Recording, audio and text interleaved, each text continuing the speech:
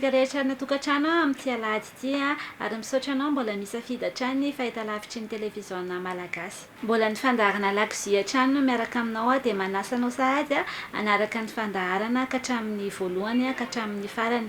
Tamin'ny ankinanoto izao dia ny fampianarana ny arahantsika dia niaraka tamin'ny chef Tsilavo mahakasika indrindra ny cornet à glace moa zany dia iny mendrika ny hoe cornet à glace sucré mihitsy fa androany i chef Tsilavo dia ampianatra antsika indray hoe ahoana ny fomba fanaovana an'izany hoe coupe de fruits de mer amin'ny endriny cornet à glace ihany fa zany hoe salé le izy dia andao ary.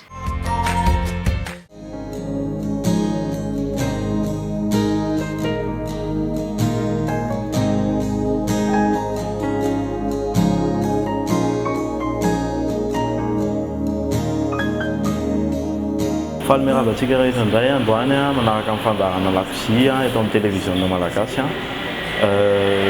Chef Tsilavo miaraka amintsika androany dia androantsika hianatra coupena fruits de mer salé entrée froide izy io ataontsika hatramin'ny foniny sy ny fruits de mer rehetra ao anatiny hoarahantsika manomboka zao. Efa manana appareil tsika raha efa nanaraka an'ilay fandaharana tamin'ilay nanao le cornet ianareo dia efa nanao an'ity appareil ity tsika dia mitovy amin'ilay formule an'ilay appareil tamin'iny ihany fa version salé. Version salé zany hoe asorina le siramamy dia asiana épice asiantsika poivre kely dia asiantsika coriandre miaraka amin'ny molu dia ity tsiperifery asiantsika tsiperifery ao anatiny dia afangarontsika dia version salé izy ity zany hoe ampiasaintsika amin'ny entrée tsy mitovy amin'ny ampiasaintsika tamin'iny le version mamy fa voakapokatsika ny paty dia andrahoina roa minitra dia masaka ny paty. Mandra-piandra an'izay mandra-pamasaka ity paty dia présentena ny fruits de mer ampiasaintsika ao anatiny. Ny fruits de mer ampiasaintsika ao anatiny crevette calmar dia tête de calmar dia manana oignon tsika rondelle efa macéré manana coriandre tsika feuille dia pistou fitambarana tongolo gasy sy basilic. Izy io dia natao ampiasaina amin'ny fruits de mer mixenao miaraka basilic sy pistou dia tsara rehefa ampiarahanao fruits de mer mampivoaka kokoa ny tsiron'ny fruits de mer io pistou io. Dia manana koa tsika saosy cocktail izay fanamboa izy.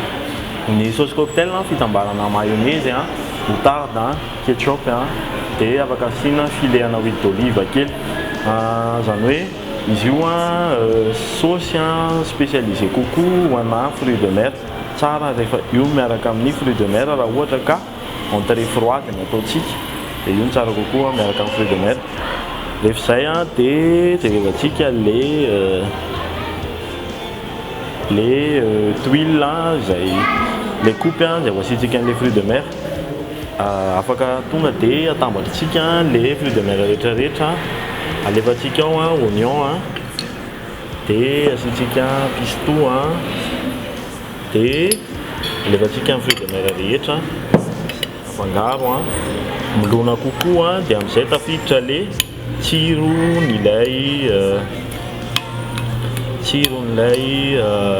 saosy miaraka amin'ilay fruits de mer sy ilay pistou. Dia rehefa izay tsy adino manisy poivre kely ao anatin'ny fruits de mer atsika. Efa elany arantsika zay ny fankatia ny fagnaja. Dia rehefa izay dia efa vita ny coupe izay asiantsika an'ilay fruits de mer. Makitsika verre à pied na bol na zay zavatra rehetrarehetra mety ampiasaina dia apetrakitsika eto dia roulentsika ataontsika mahazo formana zavatra ametrahana zavatra ao anatiny fotsiny zay forme mety amintsika zany dia mety foana fa coupe zany hoe récipient afaka asiana zavatra fotsiny ao anatiny. Rehefa izay mbola malemy izy io rehefa mbola mafana fa rehefa mangatsika dia lasa me mafy, plus me mangatsika dia plus me mafy.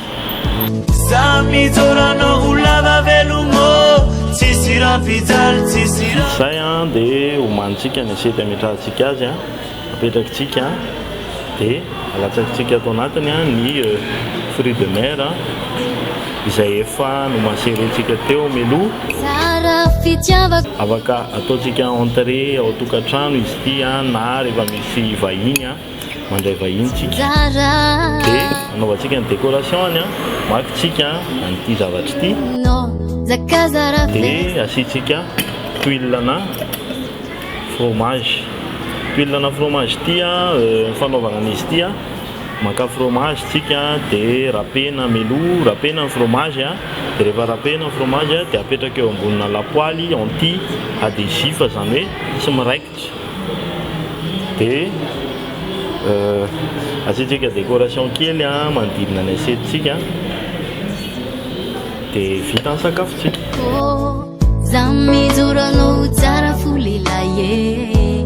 Ohatran'izao voakan'le tuile le coupena fruit de mer atsika rehefa vita décoration rehefa vita rehetrarehetra zany hoe izy ity entrée froide afaka ataontsika ny tokantrano tsotra kely atambatra fotsiny le ingrédient rehetrarehetra asiana saosy dia afaka ataonao entrée froide tsara ho an'ny fetinao tokantrano. Sotra toko uta indrana ari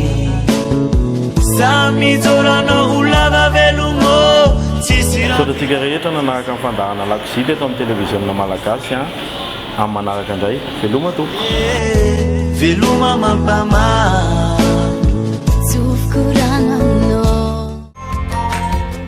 fa afaka atao fanokafam-bavony iny sakafo izay nentin'ny chef Tsilavo iny dia apiaro any tokantrano fa inokondrindra fa ho afapo ny vahiny dia ho afapo ihany koa ianao izay mikarakara azy. Fa andeha aloha fataritsika hoe iza indray ny chef cuisinier vahiny ato anatin'ny fandaharana lakozia. Miaraba ny chef Guy tonga soa ato anatin'ny fandaharana lakozia. Miaraba ny mpanotra dia miaraba ny mpanaraka amin'ny fandaharana. Inona raha ny lalana nolalovanao vao tonga teo amin'izao toerana izao? Ny lalana nalovana dia nianatra aloha, nianatra tao amin'ny NTH tao Befilo dia navita fianarana tamin'ny taona 4 vita ny fianarana dia nanao fizarana asa na ny stage tamina société anankitelo, stage anankitelo natao zany dia rehefa vita ny stage tao anatin'izay fianarana izay dia roboka tao amin'ny sehatry ny asa. Firy taona no nidiranao tao? 10 taona zao no nanaovana ny asa ka tamin'ny 2004 zany hatramin'izao dia tao anatin'ilay tontolo restauration sy ny lakozia foana. Tao anatin'izay 12 taona izay nijanona teo amin'ny sehatra io ihany ve sa niova asa hafa? Tao anatin'ny 12 taona ny enim-bolana tamin'izay no nanao barman. Zany hoe mba nanandrana ny tsiron'ny barman enim-bolana dia rehefa niverina tao anaty lakozia foana. Inona ny olana tao anatin'izay? Ny olana ny sedrana dia tsy dia fananana fotoana. Tsy fananana fotoana iarahana amin'ny namana sy ny fianakaviana fa ny asa dia 6 jours sur 7 ny asa zany hoe 9 andro ianao miasa foana indray andro repos dia zava ho azy rehefa tonga ny fety sy ny firavoravoana sy ny korana dia ianao anatin'ny asa dia ny olona zany mikorana aloha dia rehefa tsy miasa indray ny olona dia iny ianao manao fety rery. Tsy nampisy olana teo amin'ny lafin'ny fianam-pianakaviana ve zany hoe 9 andro miasa foana zany? Ny olana angamba tsy tena hoe olana be fa ny fifankahitana sy ny fiarahana matetika no tsy dia misy satria rehefa tonga an-trano dia reraky ny asa dia tsy dia manana fotoana firy ahafahana miaraka amin'ny fianakaviana. Inona ny zavatra nanamarika anao indrindra ary? Ny nanamarika voalohany angamba teo anatin'ny cursus dia ny fanaovana ny sedrana concours culinaire tamin'ny 2004 miaraka tamina chef maromaro teto Madagasikara. Ny nanamarika faharoa dia ny fitantanana ny restaurant Le Sud atao Isoraka izay restaurant grill anisan'ny betsaka ny olona betsaka fréquentation ny lazaka azo zany hoe be client indrindra angamba teo Isoraka tamin'izany fotoana izany. Ary ny fahatelo nanamarika dia ny fidirana tao anatin'ny sehatra ny formation tamin'ny fampianarana ny lakozia zany nanomboka tamin'ny 2010 izay nanomboka ny serasera niaraka tamin'ny tanora liana hiditra ao anatin'ilay tontolo ary amin'izao fotoana izao efa miparitaka ny mpianatra manerana Madagasikara izay mahafaly fa rehefa izay alehanao rehetrarehetra ahitana mpianatra daholo. Tahaka izao ny torohevitry chef dia ho an'ny olona te hiditra eo amin'io sehatra io. Ny torohevitra dia mila olona salama tsara, manana résistance physique indrindrandrindra dia fahavononana. Ny cuisine ny lakozia zany dia safidy, tena olona misafidy no tokony hanao an'ilay asa fa tsy olona hoe terena hanao an'ilay asa satria rehefa tsy safidinao ny cuisine dia tsy afaka ny miaritra ianao ao anatin'ilay asa satria ny asan'ny cuisine dia miaritra manenjika rythme sous pression, mila disponibilité ngeza be zany. Donc ny torohevitra ho an'ny tanora zany dia rehefa manana fitiavana an'ilay lakozia ianao vonona ianao ny somary hoe afohy fotoana ho an'ilay asa dia afaka miditra ao anatin'ilay tontolo foana. Afatra farany ary farany angamba dia ny fanaovana kokoa daholo aloha an'ny chef cuisinier namana rehetrarehetra any eto toerana na ny any ivelany. Faharoa dia ny fisintomana ny tanora mba hiditra ao amin'ny sehatry ny asan'ny lakozia satria ny teto amintsika indrindrandrindra ny asan'ny lakozia dia asa tsy dia nahaliana loatra ny tanora nefa dia asa tena mahavelona ary ahavitana ny fiainana amin'ny ankapobeny mitovy amin'ny olona rehetrarehetra ihany. Dia mba misintona ny tanora zany mba hiditra foana ao anatin'ilay sehatra satria ny sehatra ny cuisine dia miaraka amin'ny tourisme eto Madagasikara izay mila tsara ny prestation antsika aty amin'ny cuisine ahatonga ny touriste zany mba hiverina matetika aty amintsika. Eo amin'ny fiainana moa zany dia fianarana foana ny zavatra rehetra, indraindray tsika dia somary hoe varimbariana amin'ny fiainana andavanandro kanefa mila fianarana foana ny eo amin'ny fiainana andavanandro dia fianarana foana na dia lehibe ary ianao dia zany hoe fianarana foana ny fiainana zany dia mila mianatra foana tsika. Fa andeha aloha isika dia anaraka indray ny fampianarana izay hoentin'ny maître Thierry.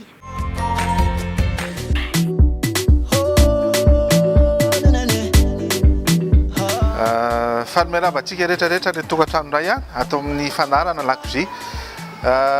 Ao anatin'ny ady eo latabla ihany tsika dia ao anatin'ny fampahafantarana momba ny zava-pisotro.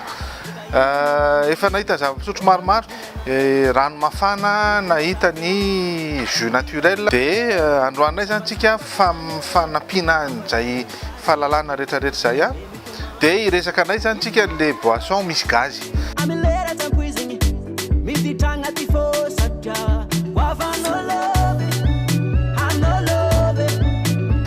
Rovina moa izy ireo no sotroina ahoana ny fomba fisotro azy ary amin'ny fotoana ohatrohatran'ny ahoana no isotroina azy. Eny, matetika rehefa miresaka zava-pisotro tsika dia mieritreritra le zava-pisotro misy gazy ao anatiny. Dia misy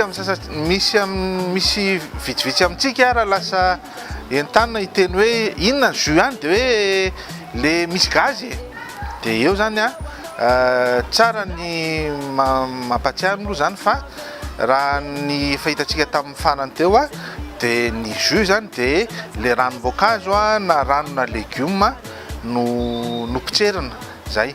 Ny zava-pisotro misy gazy izay vokarina orinasa anankiray izay tsy hotononiko anarany eto dia tsy tokony atsotsika mihitsy hoe jus satria manana ny anarany manokana zany izy dia ny anarana atsotsika azy moa zany dia ny antsoina hoe soda na ny BRSA. Ho antsika le fanalavana le hoe BRSA dia midika hoe boisson rafraîchissante sans alcool, zava-pisotro natao anala etaeta tsy misy alcool. Zay moa zany a le anarany. Araka ny teneniko teo dia hoe ezahana miezaka tsika zany mba miala amin'le fahazaran-dratsy miantso an'ireo zava-pisotro reto hoe jus satria tsy jus reto a fa soda zany. Le soda moa zany dia anarana zava-pisotro izay misy gazy ao anatiny. Ny zava-pisotro rehetrarehetra ka misy gazy ao anatiny dia tafiditra ao anatiny le anarana hoe soda daholo. Fa ireo zava-pisotro ireo indray dia samy manana mampiavaka azy rehefa avy eo. Anboantsika azy ary dia ny tsara fantatra voalohany indrindra dia misy an'le antsoina hoe soda, le soda tena soda resahana io zany tsy le soda eritreretintsika hoe misy loko mavomavo fa iny efa zavatra hafa. Fa ny atao hoe soda raha tena manaraka sy mijery ny fianarantsika dia le zava-pisotro misy gazy nefany tsy misy tsirony. Ny soda rehetrarehetra zany dia araka ny teneniko teo hoe raha misy vahiny mangataka zava-pisotro na mangataka soda dia aza mieritreritra mihitsy an'le mavomavo satria ho hitantsika eo rehefa avy eo fa le mavomavo iny misy toyany ao arinany. Fa ny atao hoe soda zany dia le zava-pisotro misy gazy tsy misy lokony nefany tsy misy tsirony ihany koa. Iny zany no ny angano ny BRSA rehetrarehetra na ny boisson rafraîchissante sans alcool rehetrarehetra. Dia iny rehefa avy eo misy fiovana tsiro na fiovana loko arakaraky ny filan'ny mpakafy azy. Dia rehefa niova tsiro sy niova loko izy zany dia nahita le famille anankiray antsoina hoe limonady. Eto dia tsara ho fantatra fa le limonady dia teny anankiroa izy io na niainga avy amina teny anglisy hoe lime na lemon. Raha mahita an'izay tsika zany dia ny ao anatin'le famillen'le limonady zany dia zava-pisotro misy gazy misy siramamy misy tsiro na voasary makirana. Limonady zany raha ny resahantsika teo dia hoe zava-pisotro misy gazy misy siramamy sady misy tsiro na voasary makirana. Dia misy maromaro le izy zany fa etona dia tsara ny mampafantatra fa misy limonady sasatsasany izay misy tsiro fanampiny ao anatiny. Ka eo zany tsika ny mila mitandrina tsara satria amin'ny manaraka tsika hiresaka momba ny cocktail zany le fahaizana manambatra zava-pisotro ka rehefa any amin'ny manaraka zany tsika raha resaka cocktail ka misy limonady ao anatin'le recette dia miezaka tsika misafidy an'le tena limonady izay misy tsirona voasary makirana ihany fa tsy misy fanampy-tsiro hafa ao anatiny. Akoatran'izay akoatran'ny limonady zany dia misy ihany koa ao anatin'ny soda le zava-pisotro manaitaitra, zava-pisotro misy gazy ihany izy fa manaitaitra dia somary mangidingidy zay izy. Reny moa zany dia natokana mihitsy ho fanaitairana an'le vatana. Raha reradreraka ny vatana dia mila hery ao anatin'ny fotoana vetivety dia tadidio tsara fa mila mitandrina ihany ny misotro azy satria misy amin'izy ireny misy sakamalao na gingembre ao anatiny na misy ihany koa zany miaraka amin'le tsiro mangidingidy iny amin'le manaitra manko zay no ilaina an'le izy. Dia mitandrina zany sao dia hoe tsy mahita torona, sao dia hoe hidobodoboka mafy aingana eo le fo raha ohatra ka tsy mahataty an'izay. Manarak'izay dia misy ihany koa ao anatin'ny famillen'le BRSA zany ny famillen'le cola. Eny marina mihitsy ny eritreritsika any an-trano fa tsy misy namehany le tena recette mazava moa zany fa raha ny vaovao menina voakany ny mpanamboatra azy dia misy extrait na coca sy feuille de cola ao anatin'ny zava-pisotro iny izay be siramamy ao anatiny nefa ihany koa manaitaitra ihany koa izy. Matetika moa izy io tsy dia sotroina amin'ny andro harivariva loatra no izay anton'izay mety a tsy apahita tory izy zany. De akoatran'izay ihany koa mahitatsika ny soda aux fruits. Iny moa no nampatonga an'le tenitsika malagasy hoe ndao isotro soda e, de le mavomavo no ao anatin'ny saina. De araka ny nazavaiko teo hoe ny atao hoe soda fotsiny hatreo zany de le tsy misy lokony a no tsy misy tsirony, fa soda aux fruits, soda miampy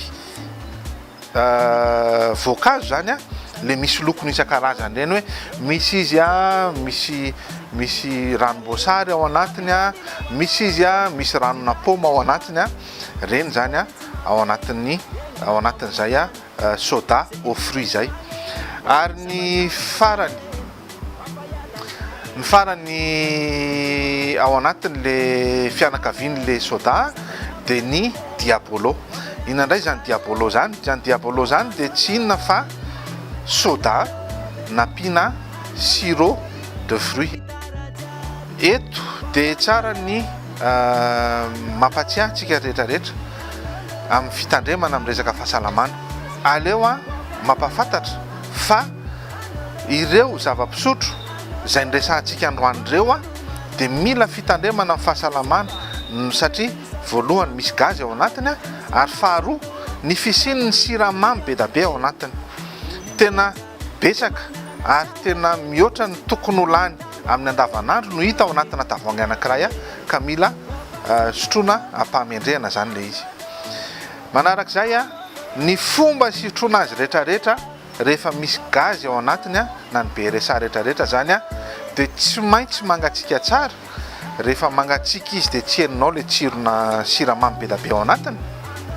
Ary a akoatran'le hoe tsy maintsy mangatsiaka tsara de ilaina foana ny mampiaraka azy a amina voasary makirana, rondelle na citron moa zany a no tena tsara indrindra. De zay raha momba an'ireto zava-pisotro reto a, de manentana antsika zany a mba hisotro ampahamendrehana azy a noho ny fisian'ny siramamy betsaka ao anatiny a, de mirary soa antsika de aza adino a tsy jus reo a fa BRSA. Misaotra tompoko veloma ary. Fa ety ampamakanana ihany koa dia manentana ho antsika rehetra izay maniry dia hivahiny ato anatin'ny fandarana lakozia na ihany koa hifampizarana andro izay antsika any tokantrano dia manasa anareo izay hiantso ny laharan-taribia izay mipetraka eo ambanin'ny fahitalavitra reo io. Dia na dia tiana raha ny araka dia tsy maintsy voatery misaraka ny fotoana koa manapetra raha teo dia amin'ny akina noto izao ny fotoanantsika dia ny homanity eo Mahamasina noho nanao ny taovolo sy nampiakanjo dia veloma daholo.